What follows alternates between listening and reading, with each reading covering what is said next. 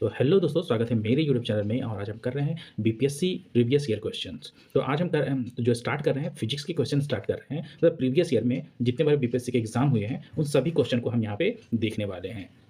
Okay, तो ये जो हम बुक कर रहे हैं घटना चक्र के माध्यम से कर रहे हैं। मैंने इसका आंसर मिटा दिया है। क्यों? क्योंकि आप जो है आपका रिवीजन हो सके अच्छे तरीके से। आप जो है आंसर करें। ऐसा नहीं कि मैं अगर आंसर दिखा देता तो आप क्या करते हैं, डायरेक्ट आंसर पे आपका दिमाग चला जाता है। ओके, आके तो क्या है, इसलिए मैंने आंसर को मिटा दिया और हम एक चीज़ को अच्छी तरह से एक्सप्लेन करके यहाँ पे पढ़ेंगे, ताकि जब अगर एग्ज़ाम आप दें तो सिर्फ ऑप्शन को जो आपका करेक्ट आंसर है उसको ना देख के, है ना? जैसे कि मैं समझाना क्या चाह रहा हूँ कि यहाँ पे एंगस्ट्रम बताया गया, एंगस्ट्रम इकाई है, किस चीज़ की है। तो जो भी इसका आंसर होगा और उसके बाद जो है 3 और ऑप्शन बच जाते हैं, हम उन सभी ऑप्शन को भी देखेंगे। ओके, इससे क्या होगा कि हम अच्छे तरीके से इसको पढ़ पाएँगे। नेक्स्ट टाइम हो सकता है एंगस्ट्रम के बारे में इस पर पूछा गया है, नेक्स्ट टाइम फ्रीक्वेंसी के बारे में पूछे और उसके बाद हो सकता है तो ऊर्जा के बारे में पूछे, वेग के बारे में पूछे, तो आप अच्छी तरह से आंसर कर सकते हैं। तो चलिए हम इस क्लास को स्टार्ट करते हैं, राइट?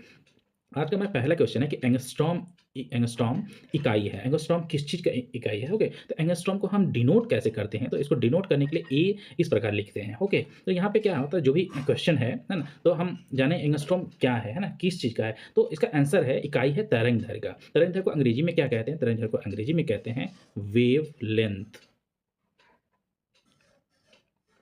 है ना? इसको अंग्रेजी में क्या कहते हैं? वेव लेंथ कहते हैं।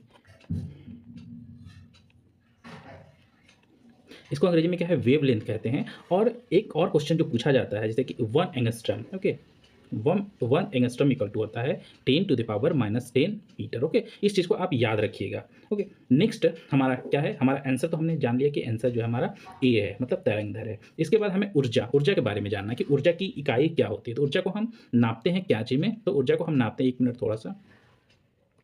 हाँ, ऊर्जा को हम नापते हैं जूल में। ऊर्जा को हम क्या नापते हैं? जूल में। और एक जूल से रिलेटेड जो क्वेश्चन पूछे जाते हैं, जैसे कि एग्जाम में अगर आप देखेंगे तो 1 जूल बराबर कितना होता है? 1 जूल बराबर होता है 10⁻⁷ अर्ग। ओके, 10⁻⁷ अर्ग। और नेक्स्ट क्वेश्चन क्या है कि 1 kilo watt hour equal to कितने जूल होता है? तो 3.6 इंटू 10⁻ क्या है? 6 जूल होता है, ठीक ना? तो ये सब चीज़ें जो है आप याद रखिएगा। ओके, नेक्स्ट हमारा पूछा है फ्रीक्वेंसी। फ्रीक्वेंसी को हम क्या चीज़ में नापते हैं? तो फ्रीक्वेंसी को नापते हैं हर्ट्ज में, है ना? तो हर्ट्ज को हम एच जेड से डिनोट करते हैं। और वेग को अंग्रेजी में कहते हैं वेलोसिटी। और वेलोसिटी को हम नापते हैं मीटर, है ना? मीटर पर सेकेंड में नापते हैं। तो मैं आशा करता हूँ कि आपको ये सभी चीज़ें जो है समझ आ गई होगी। तो नेक्स्ट क्वेश्चन की ओर हम बढ़ते हैं। हमारा नेक्स्ट क्वेश्चन है कि क्वेश्चन नंबर 2 कि प्रकाश वर्ष किसकी इकाई है? ऑप्शन ए है समय, ऑप्शन बी है गति, ऑप्शन सी है दूरी और ऑप्शन डी है प्रकाश की तीव्रता। ओके, तो प्रकाश वर्ष किसकी दूरी है? तो प्रकाश वर्ष जो है किसकी दूरी होती है, मतलब प्रकाश वर्ष किसकी इकाई है, सॉरी। तो ये प्रकाश वर्ष जो इकाई होती है वो दूरी की इकाई होती है। ओके, तो यहाँ पे क्या होता है कि प्रकाश वर्ष दूरी की इकाई होती है। तो क्वेश्चन पूछा जाता है कभी कभी कि 1 लाइट ईयर इक्वल टू कितना होता है ना? 1 लाइट ईयर, 1 लाइट ईयर ना, 1 लाइट ईयर इक्वल टू कितना होता है? तो 9.46 इंटू 10⁻15 मीटर होता है। अगर हम इसी को हम किलोमीटर में चेंज करेंगे तो 9.46 इंटू 10⁻12 किलोमीटर होता है। ये जो डाटा मैं बता रहा हूँ, इस डाटा को याद रखिएगा, क्योंकि एग्जाम में ये सब क्वेश्चन जो है बहुत ज़्यादा पूछा जाता है। ओके, अगर इसको पार्सिक में हम लिखते हैं 1 लाइट ईयर इक्वल टू, तो पार्सिक होता है 3.26 लाइट ईयर ना। 1 पार्सिक इक्वल टू पारसेक, है ना? 1 पारसेक इस इक्वल टू कितना होता है? 3.26 लाइट ईयर। इसको लाइट ईयर में करते हैं। तो दूरी का मात्रक है। समय का मात्रक क्या होता है दोस्तों? तो समय का मात्रक होता है सेकेंड। गति मीन्स स्पीड, है ना? स्पीड को हम कैसे नापते हैं? तो मीटर पर सेकेंड हो गया। प्रकाश की तीव्रता को नापने के लिए कैंडला होता है ना, कैंडेला। देखिए, प्रकाश की तीव्रता, है ना, प्रकाश क्या चीज़ से आता है? कैंडल से आता है। तो कैंडल से आप कैंडोला करके ऐसे करके याद रख सकते हैं, है ना? तो नेक्स्ट क्वेश्चन देखते हैं हम।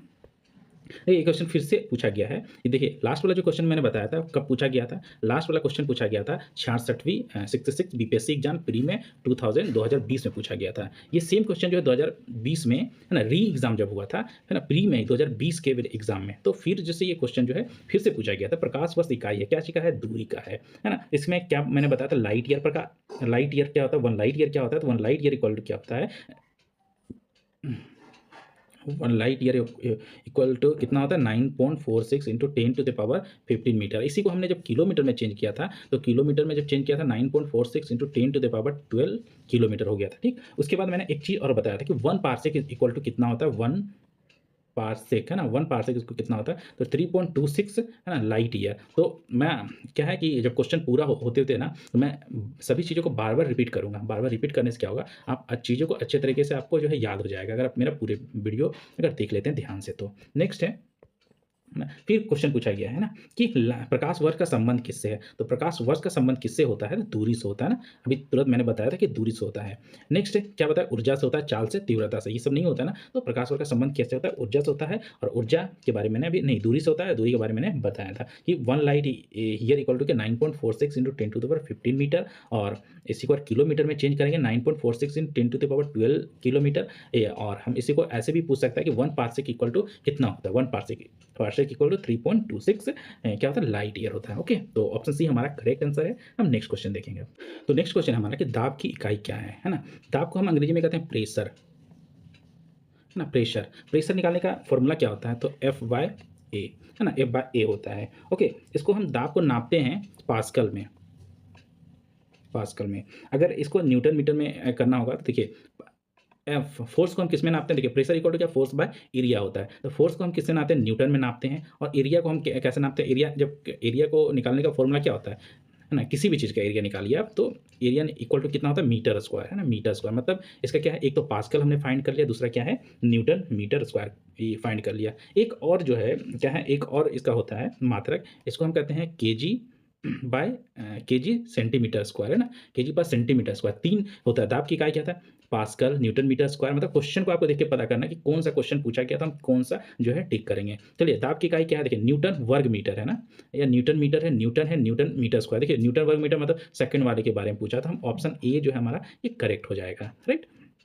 नेक्स्ट है देखिए, मेरा नेक्स्ट क्वेश्चन है कि दाब का मात्रक क्या है। जैसे कि मैंने बताया था कि दाब बराबर, दाब को हम अंग्रेजी में प्रेशर कहते हैं, और प्रेशर को निकालने का फॉर्मूला क्या होता है, F/A, मतलब फोर्स बाय एरिया होता है। तो मैंने बताया था कि इसका पास्कल होता है। एक तो यूनिट हम जानते हैं कि पास्कल होता है, दूसरा क्या हो गया, न्यूटन, है ना, मीटर स्क्वायर, वर्ग मीटर हो गया। तीसरा हमने क्या बताया था, तीसरा हमने बताया था किलोग्राम सेंटीमीटर स्क्वायर, है ना, वर्ग सेंटीमीटर स्क्वायर, ये किलोग्राम वर्ग सेंटीमीटर हो गया। ऑप्शन ए में दिया गया, यहाँ पे देखिए ना तो पास्कल दिया हुआ है और ना ही न्यूटन वर्ग मीटर दिया हुआ है, राइट। तो हमने ये, हम जैसे कि ये हमने सही किया। नेक्स्ट क्वेश्चन देखेंगे हम। नेक्स्ट क्वेश्चन, निम्नलिखित में कौन सी राशि अदिश राशि है ना। सबसे पहले आपको ये जानना होगा कि सदिश राशि क्या होती है और अदिश राशि, मतलब कोई भी जो भौतिक राशि होती है, मूल भौतिक राशि, देखिए क्या है, मूल भौतिक राशि, ये कितना है, तो मूल भौतिक राशि केवल 7 है ना, 7 है। जैसे कि लंबाई, द्रव्यमान, समय, ताप, विद्युत धारा, ज्योति तीव्रता, और क्या ये पदार्थ का परिणाम, है ना। 7 मूल भौतिक राशि होती है, और इन्हीं 7 मूल भौतिक राशि के जरिए हम सभी राशि को मतलब प्रदर्शित करते हैं, लिखते हैं। ओके, तो यहाँ पे पूछा गया अदिश राशि, तो हम अब ये जो भौतिक राशि है इसको हम क्या कहते हैं, 2 भागों में डिवाइड करते हैं। एक सदिश राशि होती है, एक अदिश राशि। देखिए सदिश, सदिश, और दूसरा क्या होता है, अदिश राशि, है ना, अदिश राशि। सदिश मतलब इसमें दिशा ही है, अदिश मतलब बिना दिशा के, बिना दिशा के। अब इस दिशा के, और देखिए इसमें क्या था, क्या क्या होता है, परिमाण भी होता है, परिमाण, है ना, परिमाण, इसमें भी परिमाण होता है। परिमाण को अंग्रेजी में कहते हैं मैग्नीट्यूड, मैग्नीट्यूड, है ना। परिमाण को अंग्रेजी में क्या कहते हैं, मैग्नीट्यूड। अब देखिए, अब समझाता हूँ मैं। सदिश मतलब जिन भौतिक राशि होगा उनमें दिशा का भी जरूरत पड़ेगा, तो दिशा का भी जरूरत पड़ेगा, बस परिणाम, परिणाम तो सभी में होता है, ठीक ना। बिना परिणाम के ये भौतिक राशि एक्सप्रेस नहीं किया जा सकता। अदिश मतलब बिना दिशा, मतलब उसमें दिशा का कोई जरूरत नहीं होगा। एग्जाम्पल के लिए मैं बताता हूँ आपको, जैसे कि अदिश राशि का पहले जानिए कि 5 केजी, है ना, 5 केजी अगर चीनी आपको चाहिए, है ना, 5 केजी चीनी में इसमें दिशा का कोई भी रोल है क्या, नहीं है ना। 5 केजी चीनी में दिशा का कोई भी रोल नहीं है। 2 किलो पेट्रोल, है ना, 2 लीटर पेट्रोल, 2 लीटर पेट्रोल में, है ना, क्या कोई भी दिशा के बारे में जानने की ज़रूरत है, नहीं है। लेकिन हम जब बल के बारे में बात करेंगे, बल, है ना, बल, तो बोलेगा कितना बल लगाएँ और किस दिशा में बल लगाएँ। ओके, जैसे कि ये आप देख रहे होंगे कि एक कार है, ठीक ना, मैंने कार को बनाया, जैसा भी बना हो, एक आदमी है यहाँ पे खड़ा हुआ, एक आदमी है, ठीक। इस कार को पुश करेगा इस साइड में, राइट। तो यहाँ पे कुछ ना कुछ बोलेगा, 5 न्यूटन हम फोर्स लगा रहे हैं। ये 5 न्यूटन का जो फोर्स है ना, यही मैग्नीट्यूड है ना, मैग्नीट्यूड है। अब बोला कि 5 न्यूटन का जो फोर्स लगाएंगे, किस दिशा में लगाना है, ऊपर लगाना है, नीचे लगाना है ना। तो कार को अगर इस डायरेक्शन में मूव करना है तो हमें फोर्स भी इस डायरेक्शन में लगाना होगा। यही है कि दिशा, है ना, मतलब इसमें दिशा का नॉलेज होना चाहिए, राइट। तभी हम इसको क्या बोलेंगे, है ना? इसको बोलेंगे दिशा है और देखिए दिशा में अदिश राशि में तो 5 केजी 2 लीटर इसमें क्या है दिशा का नहीं है। मतलब दिशा के बारे में जानना कोई ज़रूरी नहीं है, तो ज़रूरत ही नहीं है इसलिए अदिश राशि बोलते हैं। अब बोला निम्नलिखित में कौन-सी अदिश राशि देखिए यहाँ पे को आंसर कौन-सा बल, है ना? तो बल क्या है? अदिश राशि है या सदिश राशि है ना?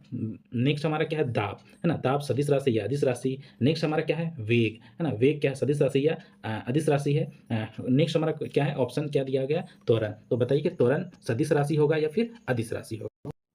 तो सबसे पहले हमारा ऑप्शन है बल। अब देखिए बल हो गया, है ना? तो बल में जैसे कि मैंने यहाँ पे एग्ज़ाम्पल दिया कि कोई आदमी है और कोई मतलब किसी कार पे फ़ोर्स लगा रहा है। तो इसमें तो कितना फ़ोर्स लगा लगा रहा है ना? तो ये तो हमें जानना अब ज़रूरत नहीं है क्योंकि परिमाण जो है दोनों में होता है, मतलब मैग्नीट्यूड दोनों में होती है, चाहे सदिश राशि हो चाहे अदिश राशि, राइट? तो यहाँ पे हमें मुख्यतः क्या जानना था डायरेक्शन के बारे में, है ना? किस दिशा है कि नहीं? तो यहाँ पे देखिए जिस दिशा में मूव करना हमें उस दिशा में फ़ोर्स लगाना ज़रूरी होता है। मतलब बल जो है एक सदिश राशि हो गई, ओके? यहाँ सदिश राशि। नेक्स्ट हमारा है दाब, ओके? तो दाब का फ़ॉर्मूला जैसे कि दाब को अंग्रेजी में प्रेशर कहते हैं और प्रेशर इक्वल टू होता है मतलब कि फ़ोर्स बाय एरिया होता है ना? फ़ोर्स बाय एरिया होता है। यहाँ फ़ोर्स जिसके बल है, बल तो कौन से सदिश राशि है, लेकिन एरिया के बारे में हमें नहीं पता है ना? तो यहाँ पे होता क्या है कि प्रेशर जो होता है, राइट? प्रेशर जो है एक अदिश राशि है। मैं यहाँ पे मैं लिखता हूँ, ठीक ना? अदिश राशि है, प्रेशर क्या है? अदिश राशि है। कैसे है? जैसे कि एक क्या होता है कि आपने पास्कल का नियम पढ़ा होगा। पास्कल का नियम क्या होता है कि अगर जैसे कि एक बैलून है ना, अगर बैलून को हम दबाते हैं यहाँ से, अगर यहाँ से प्रेशर लगाते हैं, तो ये जो है फैलता सभी ओर है धीरे-धीरे, है ना? सभी ओर मतलब इसका डायरेक्शन क्या है, फिक्स नहीं होता है। जैसे कि मैंने यहाँ पे बताया, अगर यहाँ पे हम प्रेशर लगाएँगे तो गाड़ी जो है इसी दिशा में जाएगी, ओके? लेकिन यहाँ पे रूल क्या बोलता है दाब में कि अगर हम यहाँ प्रेशर बैलून में लगाएँगे, तो प्रेशर फ्लूइड का जो प्रेशर होगा वो सभी दिशा में जो है बढ़ जाएगी, ना? मतलब कोई डायरेक्शन जो है नहीं होगा इसका फिक्स, इसलिए ये अदिश राशि हो गया। नेक्स्ट है वेग, है ना? वेग क्या है? तो वेग क्या है? सदिश राशि है, ओके? नेक्स्ट हमारा क्या है? त्वरण, है ना? तो नेक्स्ट हमारा क्या है? त्वरण। तो त्वरण क्या है? त्वरण भी एक क्या है? सदिश राशि है, ओके? सदिश राशि होगा क्योंकि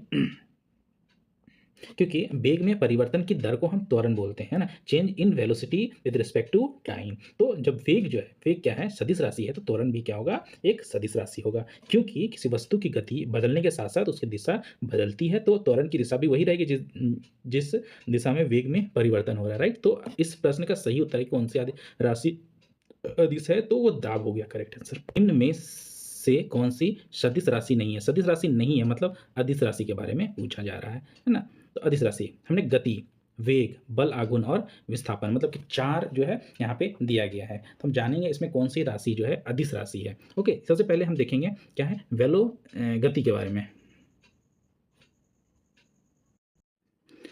हमारा सबसे पहला ऑप्शन है गति, ओके? तो गति को हम अंग्रेजी में कहते हैं स्पीड और स्पीड को व्यक्त करने के लिए हमें दिशा की ज़रूरत नहीं होती है। अगर बोला कि आपकी गति क्या है मतलब आपकी स्पीड कितनी है, तो आप बता सकते हैं कि स्पीड जो है 50 है किलोमीटर पर आवर है, लेकिन इसमें हमें दिशा जानने की ज़रूरत नहीं होती। वेग जैसा कि मैंने बताया था वेग क्या है, एक सदिश राशि है। उसके बाद बल आघूर्ण क्या है, एक सदिश राशि है ना? एक विस्थापन क्या है, सदिश राशि। मतलब तीनों जो राशियाँ हैं हम सदिश राशि है। बाकी जो स्पीड को व्यक्त करने के लिए दिशा की ज़रूरत नहीं होती है, तो इसे हम क्या कहेंगे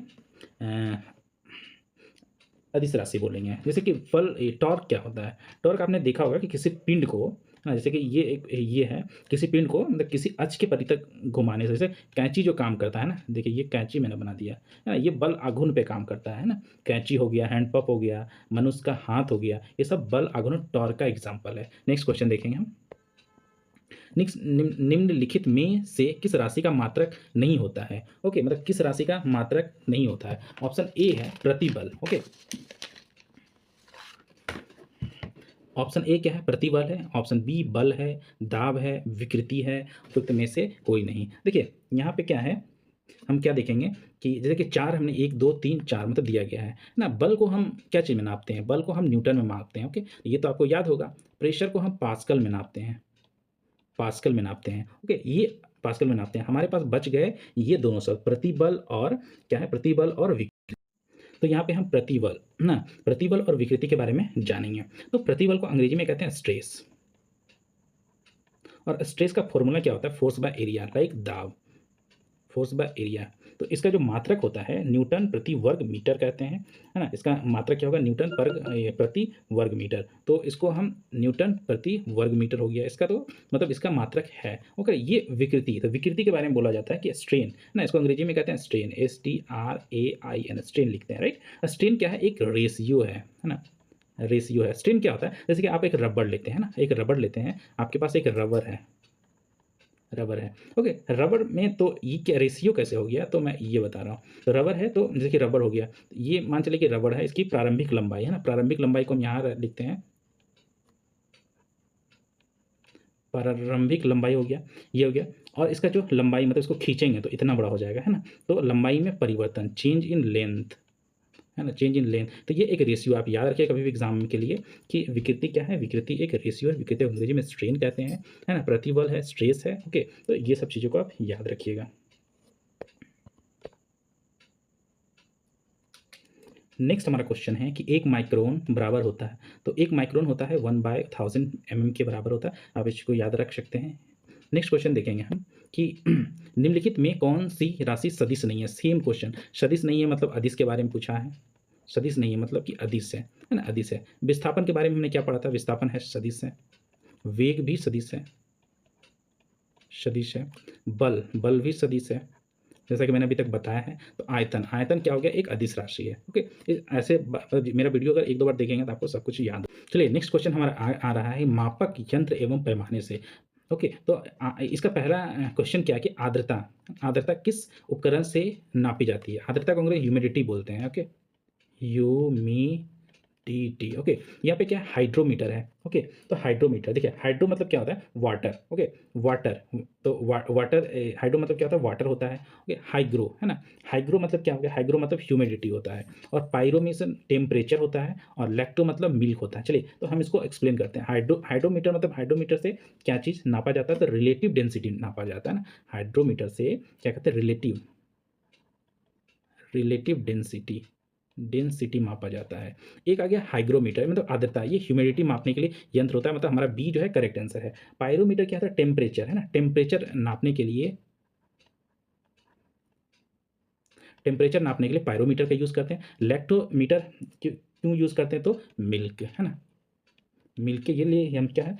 लैक्टोमीटर का यूज़ करते हैं, ओके। नेक्स्ट क्वेश्चन है कि सोनार, है ना, कि सोनार, सोनार तकनीक में उपयोग होता है कौन सी, मतलब किरण का यूज़ करते हैं ना? एक्सरे का यूज़ करते हैं, या इंफ्रा रेड तरंगों का यूज़ करते हैं, या माइक्रोवेव का यूज़ करते हैं, उपयुक्त में से कोई नहीं। तो इस प्रश्न का सही उत्तर क्या होगा? ऑप्शन डी, मतलब इनमें से कोई नहीं। जो सोनार यूज़ होता है, इससे सबसे पहले सोनार का फॉर्मूला, सोनार का क्या है? फुल फॉर्म क्या होता है? एग्जाम में पूछा जाता है। तो सोनार का होता है कि साउंड नेविगेशन,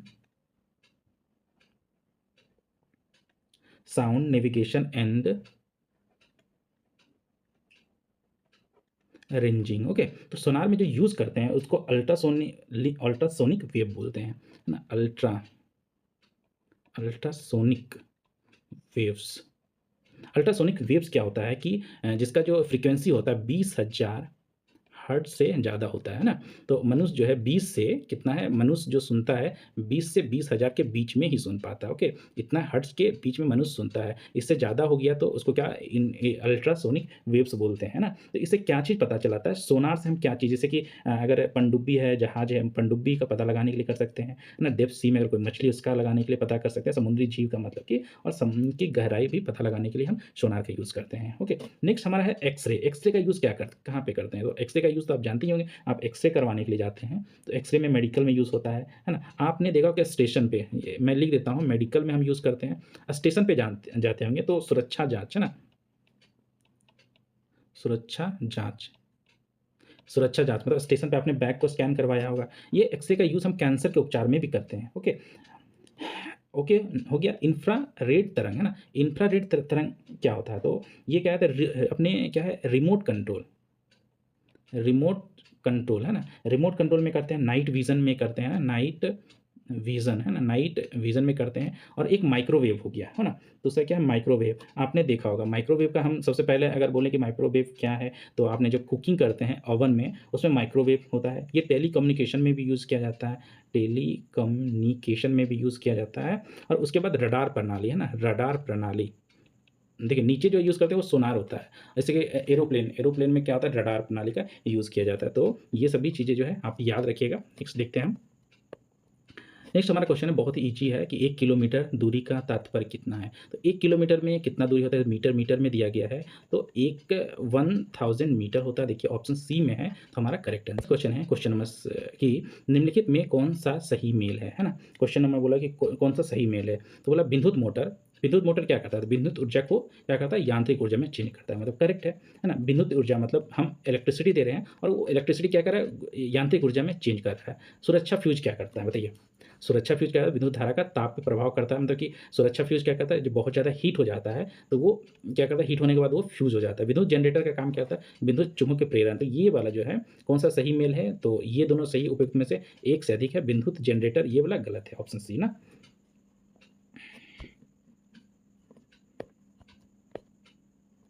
नेक्स्ट क्वेश्चन है कि हमारा ऑडियो मीटर क्या नापता है? ऑडियो मतलब क्या होता है? हम ऑडियो सुनते हैं गाना, ऑडियो मतलब सिर्फ़ ऑडियो गाना सुनते हैं, मतलब ऑडियो मतलब ध्वनि, है ना?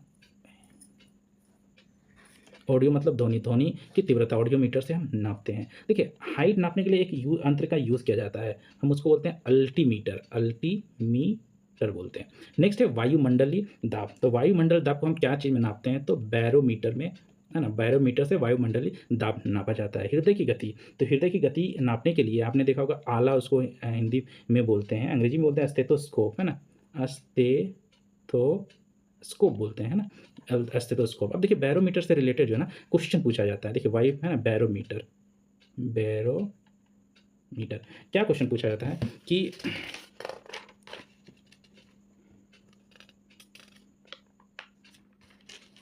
बैरोमीटर, हाँ, मैं क्या था, बैरोमीटर वायुमंडलीय दाब मापने के लिए बैरोमीटर का हम यूज़ करते हैं। ओके, जब बैरोमीटर का पूछा क्या जाता है, इसमें मेन क्वेश्चन क्या है कि बैरोमीटर जबकि उसकी ऊंचाई में अचानक वृद्धि हो, है ना? इस बैरोमीटर की अचानक वृद्धि हो, है ना? अचानक वृद्धि हो तो क्या होगा? तो शुष्क मौसम होगा, है ना?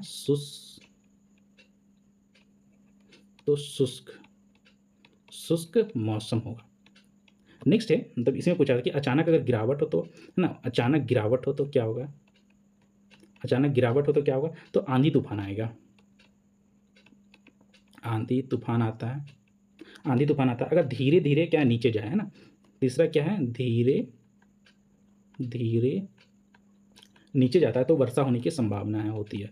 वर्षा होने की संभावना, है ना? तो आप ये इस चीज़ को याद रखिए कि ऑडियो में कि ये वाला कि वायुमंडल दाब, मतलब बैरोमीटर का पारा अगर क्या है अचानक वृद्धि से, मतलब अचानक बढ़ जाए, मतलब बढ़ जाए तो शुष्क मौसम होगा। धीरे अगर अचानक गिरावट हो जाए तो आंधी तूफान आता है, और धीरे धीरे नीचे आता है तो वर्षा होने की संभावना होती है। ओके, तो ये मैं आशा करता हूँ कि आप इस क्वेश्चन को समझ चुके होंगे। तो नेक्स्ट क्वेश्चन देखते हैं। ओके, तो नेक्स्ट क्वेश्चन है कि घड़ी में समय नापा जाता है। तो ऑप्शन ए है ना, क्वार्टर क्रिस्टल द्वारा नापा जाता है। ओके, नेक्स्ट है हमारा, नेक्स्ट क्वेश्चन है कि 1 जिप्टो बराबर कितना होता है? 1 जिप्टो बराबर कितना होता है? 1 जिप्टो बराबर 10 टू द पावर -21 के इक्वल होता है। क्वेश्चन नंबर 10 कि पेंडुलम घड़ी के समय अवधि क्या होता है? दोलन काल क्या होती है? तो पेंडुलम का 2 सेकंड होता है। जैसे कि ये पेंडुलम है ना? ये रस्सी है। ओके, मान चलिए कि यहाँ पे आएगा मैक्सिमम, तो एक बार देखिए यहाँ से यहाँ, एक बार मतलब यहाँ से यहाँ गया, फिर एक बार यहाँ से यहाँ आया तो 2 सेकंड हो जाता है। तो 2 सेकंड आप याद ऐसे करके रख सकते हैं। नेक्स्ट है, पूछा जा रहा है नेक्स्ट क्वेश्चन कि निम्नलिखित में, है ना, कौन है? ओके, कौन सा न्यूटन गति के तीसरे नियम का उपयोग करता है? है ना, उपयोग करता है। सबसे पहले है तीरंदाजी, अंतरिक्ष, रॉकेट, वेंचुरीमीटर, उपयुक्त में से एक से अधिक या उपयुक्त में से एक से, मतलब कोई भी नहीं। ठीक है, तीरंदाजी में भी न्यूटन गति के तीसरे नियम का यूज़ होता है, रॉकेट में भी होता है। कैसे होता है? तो देखिए एक तीर ऐसा होता है ना? हम इसको इधर खींचते हैं तीर को, और तीर जो है इधर जाता है ना? तो ये हो गया। रॉकेट में क्या है? ये वाला हम रॉकेट बनाते हैं, जैसे कि रॉकेट का फोर्स क्या है? इधर निकलता है, रॉकेट क्या है? ऊपर की ओर बढ़ता है ना, अंतरिक्ष में ऊपर की ओर जाता है। नहीं, तीसरा हमारा वेंचुरी मीटर है ना। वेंचुरी मीटर क्या है? इसका नाम शायद आप पहली बार सुन रहे हैं, अगर सुने तो ठीक है। इससे क्या होता है? वेंचुरी मीटर क्या होता है कि पाइप में जो जैसे कि ये पाइप है, तो पाइप है ना, ये रिलेटेड है लिक्विड से, है ना, और बर्नौली का सिद्धांत से ये रिलेटेड है वेंचुरी मीटर, है ना। तो सबसे पहले हम बर्नौली का सिद्धांत पढ़ते हैं ना, थोड़ा सा बर्नौली, है ना, बर्नौली का सिद्धांत क्या बोलता है कि जब कोई तरल या गैस तेज गति से बाहर निकलता है तो क्या है, दबाव कम हो जाता है ना, तेज गति से बाहर निकलता है तो दबाव कम हो जाता है। ओके, इसका मतलब क्या होगा, स्पीड स्पीड ज़्यादा रहेगा तो क्या है, प्रेशर है ना, प्रेशर प्रेशर क्या है, कम जाएगा, है ना। ये बर्नौली का सिद्धांत है। तो आप इमेजिन कीजिए कि ये एक पाइप है ना। अगर पाइप है, ओके, तो इसमें अगर स्पीड अगर बढ़ा देंगे इस पाइप में, मतलब लिक्विड का स्पीड, तो क्या करेगा, ये प्रेशर जो है इस पाइप से कम हो जाएगा, है ना। अगर स्पीड क्या है कम कर देंगे तो प्रेशर जो है बढ़ जाएगा। चलिए इसको हम थोड़ा और जो है ईजी भाषा में समझाते हैं। जैसे कि मान चलिए कि एक बड़ा सा हॉल है ना, बड़ा सा हॉल है, और मतलब ये एक गेट है। इस हॉल का हम गेट बना देते हैं छोटा सा, है ना। इस गेट, यहाँ पे बहुत सारे लोग जो है खड़ा हैं, बहुत सारे लोग एक दूसरे से, मतलब इतना ज़्यादा कि बहुत क्राउडी है। अब मान के चलिए कि इस बहुत ज़्यादा क्राउडी है तो मतलब दो लोग जो है एक दूसरे से सटे रहेंगे, है ना, एक दूसरे से सटे रहेंगे जैसे ही, और लोग धीरे धीरे निकल रहे हैं, मतलब लोग सटे हुए हैं। अब मान चलिए कि इसका निकलने का जो है स्पीड बढ़ जाए तो लोग अचानक जो है खाली होने लगेंगे यहाँ से ना। यही सेम टू सेम यहाँ पता है कि अगर स्पीड बढ़ा दिया जाता है तो प्रेशर क्या है, कम हो जाता है। ओके, अब हम चलते हैं वेंचुरी मीटर के ऊपर। तो वेंचुरी मीटर क्या कहता है कि पाइप में बहने वाले दर के प्रवाह, है ना, मापने के लिए यूज़ किया जाता है वेंचुरी मीटर का। मतलब पाइप में किस स्पीड से जो है पानी निकल रहा है, चाहे वो लिक्विड हो या फिर गैस के बारे में बताया जा रहा है। तो मैं आशा करता हूँ कि आप समझ गए होंगे, लेकिन हम आंसर की ओर बढ़ते हैं ना। तो ये बता रहा है इसके बारे में कि कितना स्पीड से पानी निकल रहा है। तो देखिए तीरंदाज है ना, न्यूटन के तीसरे गति का नियम, मैंने बता दिया कि वेंचुरी मीटर किसके, मतलब किस सिद्धांत, किस थ्योरी के ऊपर काम करता है, तो काम करता है बर्नौली का सिद्धांत, है ना, बर्नौलीज थ्योरम के ऊपर। लेकिन तीरंदाजी और ये है न्यूटन के थर्ड लॉ के ऊपर काम करता है ना। तो ऑप्शन डी हमारा जो करेक्ट है, क्योंकि उपयोग में से एक से अधिक है। नेक्स्ट क्वेश्चन है कि गति को सर्वप्रथम किसने परिभाषित किया था। गति को सर्वप्रथम गैलीलियो ने परिभाषित किया था। ओके, नेक्स्ट हमारा क्वेश्चन कि बल गुणनफल है। तो हमने बल के बारे में क्या पढ़ा था, force equal to M into A. M मतलब मास इंटू एसिलेशन, है ना, एसिलेशन कहते हैं। मतलब इसको हिंदी में कहेंगे द्रव्यमान गुना त्वरण। तो देखिए कहीं पे द्रव्यमान और वेग का है, नहीं द्रव्यमान और त्वरण का। तो ऑप्शन बी हमारा क्या है, करेक्ट क्वेश्चन है। क्वेश्चन नंबर 4 कि त्वरण ज्ञात करने का सही फॉर्मूला क्या होता है। त्वरण ज्ञात करने के लिए सही फॉर्मूला क्या होता है, तो त्वरण को ज्ञात करने के लिए फॉर्मूला होता है A equal to V minus U equal by T. तो यहाँ पे ए को हम त्वरण कहते हैं एक्सेलरेशन, और भी को फाइनल वेलोसिटी, यू को स्टार्टिंग वेलोसिटी, और टी4 होता है टाइम। आप इस चीज़ को याद रखिएगा, कभी कभी क्वेश्चन भी इससे पूछा जाता है। नेक्स्ट क्वेश्चन पूछा गया कि न्यूटन की गति के दूसरे नियम के अनुसार किसी वस्तु का त्वरण सीधे समानुपातिक होता है ना। तो किसके सीधे समानुपातिक होगा, मतलब वस्तु के द्रव्यमान का व्युत्क्रम, या बल लगने वाला, या वस्तु के द्रव्यमान के, है ना। तो देखिए न्यूटन के दूसरे गति के नियम से हमें क्या है, बल का परिभाषा मिलता है ना। इससे डेफिनेशन, है ना, डेफिनेशन मतलब एक परिभाषा मिलता है किसका, बल का। बल बराबर क्या होता है, मास इंटू एक्सेलरेशन होता है। तो त्वरण किसके समानुपाती होता है, तो समान अनुपात में होता है बल के, है ना, वस्तु पर लगने वाला बल। मतलब ऑप्शन क्या है, बी हमारा करेक्ट आंसर होगा। नेक्स्ट क्वेश्चन हमारा कि वॉशिंग मशीन का कार्यकारी सिद्धांत क्या है, मतलब वॉशिंग मशीन किस सिद्धांत पे काम करता है। देखिए हमारा यहाँ पे जो है विपरीत, है ना, परासरण, विपरीत परासरण को कहते हैं हम रिवर्स क्या है, ओस्मोसिस, REVERS, रिवर्स ओस्मोसिस कहते हैं। ओके, रिवर्स ओस्मोसिस कहते हैं। प्रसार को डिफ्यूजन कहते हैं ना, डिफ्यूजन। कभी कभी क्या होता है कि आप अंग्रेजी अगर वर्ड जानते हैं तो आप उस चीज़ को अच्छे तरीके से सॉल्व कर पाते हैं। अब यहाँ पे क्या है, अपकेंद्रण। केंद्रन को कहते हैं हम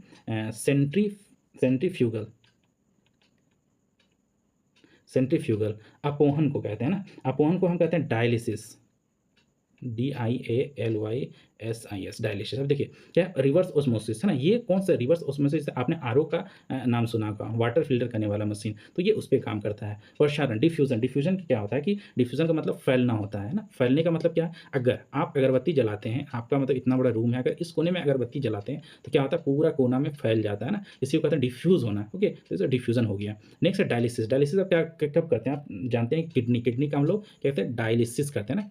किडनी में जो प्रॉब्लम आ जाता है तो डायलिसिस करते हैं। ओके, ब्लड को प्यूरिफाई करते हैं। नेक्स्ट हमारा है अपकेंद्रन। अपकेंद्रन मतलब सेंट्रीफ्यूगल फोर्स। तो वॉशिंग मशीन जो है सेंट्रीफ्यूगल फोर्स पे काम करता है ना। तो सेंट्रीफ्यूगल जो फोर्स का एग्जांपल है वॉशिंग मशीन। और भी एग्जांपल, जैसे कि दूध से मलाई निकालना, दूध से मलाई, है ना, दूध से मलाई निकालना, दूध से मलाई, मक्खन फिर अलग करने की मशीन जो है किस पे काम करता है? तो अपकेंद्रन मतलब सेंट्रीफ्यूगल फ़ोर्स पे काम करता है। एक और फ़ोर्स होता है ना सेंट्रीपेटल। ये जो केंद्र की ओर लगता है फ़ोर्स, ओके? जैसे कि आप सर्कुलर में अगर घूम रहे हैं, यहाँ पे सेंट्रीपिटल फ़ोर्स काम करता है, ओके? तो देखते हैं इसका भी आएगा क्वेश्चन, तो हम उसको सॉल्व करेंगे। तो आपको पता कि पदार्थ के संवेग और वेग के अनुपात से कौन-सी राशि प्राप्त की जाती है? पदार्थ के संवेग, है ना? संवेग को हम कैसे लिखते हैं? P इक्वल टू हम लिखते हैं mv, है ना? P इक्वल टू mv लिखते हैं। उसके बाद संवेग और वेग, वेग मतलब वेलोसिटी, है ना? वे P इक्वल टू हाँ, वेग मतलब वेलोसिटी, तो v हो गया, है ना? क्या बोला? पदार्थ के संवेग, है ना? संवेग, संवेग को हम mv लिखते हैं और वेलोसिटी को v लिखते हैं। से जब हम कहें इसका बोला रेशियो निकाला, अनुपात, यही ना होता है। तो m देखिए, m इसका मास जो है बच जाएगा, मतलब ऑप्शन सी हमारा क्या होगा? करेक्ट आंसर होगा।